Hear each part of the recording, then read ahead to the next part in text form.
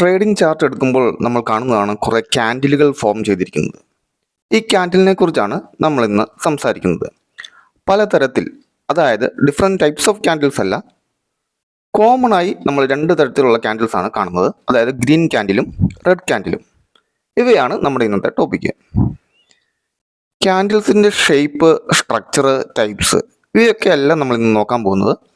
ഈ green candle എന്താണ്, red candle എന്താണ്, റെഡ് ക്യാൻഡിലിൻ്റെ ഈ ഒരു ഷേപ്പ്, അല്ലെങ്കിൽ ഇത് എന്തുകൊണ്ടാണ് ഫോം ചെയ്തത്, എന്താണ് ഇതിൻ്റെ ബേസിക് കൺസെപ്റ്റ്, ഇതാണ് നമ്മൾ ഇന്ന് പറയാൻ പോകുന്നത്.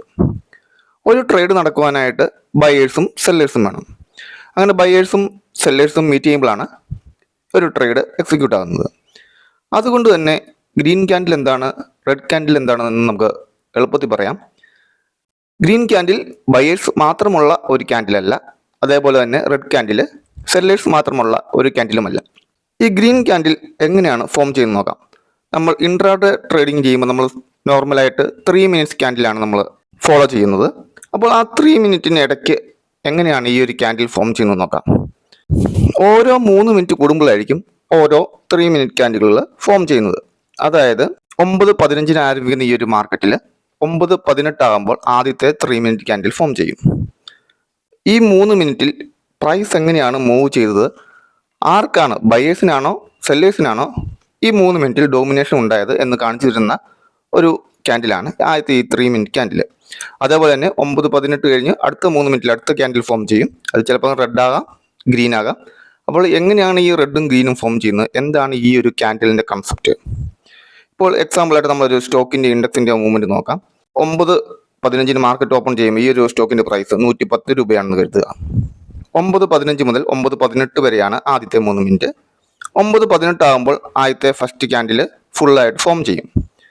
അപ്പോൾ ആ ഒരു സ്റ്റോക്കിൻ്റെ പ്രൈസ് 9:15 110 രൂപയിൽ നിന്ന് 9:18 ആയപ്പോൾ 114 രൂപയിലെത്തി.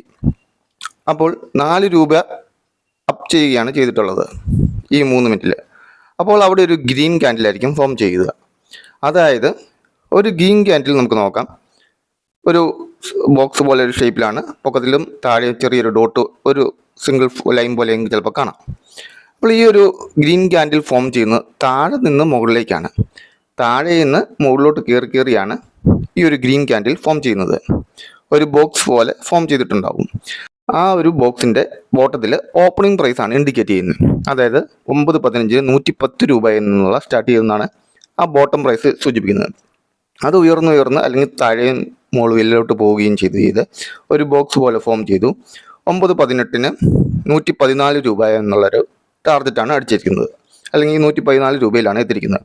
അപ്പോൾ താഴെ നിന്ന് ക്രിയേറ്റ് ചെയ്ത് ഒരു ചെറിയൊരു ബോക്സ് പോലെ ക്രിയേറ്റ് ചെയ്തു. അതിൻ്റെ ടോപ്പ് സൂചിപ്പിക്കുന്നത് 114 എന്നുള്ള ക്ലോസിംഗ് പ്രൈസാണ്. അതായത് ഈ 3 മിനിറ്റിലെ ഓപ്പണിംഗ് പ്രൈസും 3 മിനിറ്റിലെ ക്ലോസിംഗ് ടൈം പ്രൈസുമാണ് ഈ ഒരു ക്യാൻഡിൽ കൊണ്ട് സൂചിപ്പിക്കുന്നത്. ബോട്ടത്തിൽ ഓപ്പണിംഗ് പ്രൈസും ടോപ്പിൽ ക്ലോസിംഗ് പ്രൈസുമാണ് ഈ ഒരു ബോക്സ് സൂചിപ്പിക്കുന്നത്. ഇതിൻ്റെ മുകളിലും താഴെയുമായിട്ട് ഒരു ചെറിയ ലൈൻ കാണാം. ഈ ഒരു ലൈനെ നമുക്ക് വിക്ക് എന്നാണ് പറയുന്നത്. ബോട്ടം വിക്കും ഉണ്ട്, ടോപ്പ് വിക്കും ഉണ്ട്. ബോട്ടം വിക്ക് സൂചിപ്പിക്കുന്നത് ഈ 110 രൂപയിൽ നിന്ന് കുറച്ച് ട്രേഡ് അതിലും താഴോട്ട് പോയിട്ടുണ്ട്. ഒരു 114.50 എന്ന് സൂചിപ്പിക്കാം. അപ്പോൾ വളരെ ചെറിയൊരു ക്വാണ്ടിറ്റി ഓഫ് ട്രേഡ് മാത്രമേ ആ ഒരു താഴോട്ട്, ഈ ഒരു 110നും താഴോട്ട് നടന്നിട്ടുള്ളൂ. അതിനെ ഇൻഡിക്കേറ്റ് ചെയ്യുന്നതാണ് ആ ചെറിയൊരു നാരോ ആയിട്ടുള്ള ആ ഒരു വിക്ക്. മുകളിലത്തെ ആ വിക്ക് സൂചിപ്പിക്കുന്നത് 114 പൊക്കത്തിലോട്ട് ചെറിയൊരു ക്വാണ്ടിറ്റി ട്രേഡ് നടന്നിട്ടുണ്ട്. ആ ഒരു ട്രേഡ് ചിലപ്പോൾ 114.50 ആകാം. വളരെ ചെറിയൊരു ക്വാണ്ടിറ്റി മാത്രമേ ആ ഒരു 114 പൊക്കത്തിലോട്ട് നടന്നിട്ടുള്ളൂ. അപ്പോൾ മേജറായിട്ടുള്ള ട്രേഡുകളെല്ലാം നടന്നിരിക്കുന്നത് 110നും 114നും ഇടയ്ക്കാണ്. അതുകൊണ്ടാണ് അവിടെ ഒരു ബോക്സ് ക്രിയേറ്റ് ചെയ്തിരിക്കുന്നത്. ഈ 3 മിനിറ്റിലെ കാര്യം മാത്രമാണ് ഇത് പറയുന്നത്. അപ്പോൾ 5 മിനിറ്റ് ക്യാൻഡിലാണെങ്കിൽ 30 മിനിറ്റ് ക്യാൻഡിലാണെങ്കിലും 30 മിനിറ്റ് ക്യാൻഡിലാണെങ്കിലും കൺസെപ്റ്റ് സെയിം തന്നെയാണ്. ഈ 30 മിനിറ്റിൽ എത്രയാണോ ട്രേഡ് ആവറേജ് ആയിട്ട് നടന്നിരിക്കുന്നത് അതാണ് അതിനെ സൂചിപ്പിക്കുന്നത്. വിക്കുകൾ വളരെ സ്മോൾ ക്വാണ്ടിറ്റി ഓഫ് ട്രേഡുകൾ നടന്നിരിക്കുന്നത് ആ ഒരു പ്രൈസിന് താഴോട്ടും മുകളിലോട്ടും നടന്നിരിക്കുന്നതെന്നാണ് കാണിക്കുന്നത്. ഓപ്പൺ ചെയ്തത് 3 മിനിറ്റിലും ക്ലോസ് ചെയ്തതുമായ 3 മിനിറ്റിലുള്ള പ്രൈസാണ് ആ ഒരു ബോക്സിൽ അല്ലെങ്കിൽ ആ ഒരു ക്യാൻഡിൽ കൊണ്ട് നോക്കുന്നത്. അപ്പോൾ 110 നിന്നും 114 ഉയരുകയായതുകൊണ്ട് തന്നെ അവിടെ ബയേഴ്സിനാണ് ഡോമിനേഷൻ. ഗ്രീൻ ക്യാൻഡിൽ അവിടെ ഫോം ചെയ്തു. ഇതിൻ്റെ നേരെ ഓപ്പോസിറ്റാണ് റെഡ് ക്യാൻഡിൽ ഫോം ചെയ്യുന്നത്. അതായത് ഈ റെഡ് ക്യാൻഡിൽ മുകളിൽ നിന്ന് താഴോട്ടാണ് ഫോം ചെയ്യുന്നത്. അപ്പോൾ ഇതിൻ്റെ ഏറ്റവും ഓപ്പണിംഗ് പ്രൈസ് ടോപ്പിലായിരിക്കും മെൻഷൻ ചെയ്തിരിക്കുന്നത് 110 രൂപ എന്ന് സൂചിപ്പിക്കുന്നു, മുമ്പത്തെ എക്സാമ്പിൾ പോലെ തന്നെ. അതിൽ നിന്ന് കുറഞ്ഞ് 106 വന്നു. അപ്പോൾ ആ പ്രൈസ് കുറയുന്നത് താഴോട്ടാണല്ലോ, അപ്പം ആ ക്യാൻഡിലും ഫോം ചെയ്യുന്നത് താഴോട്ടായിരിക്കും.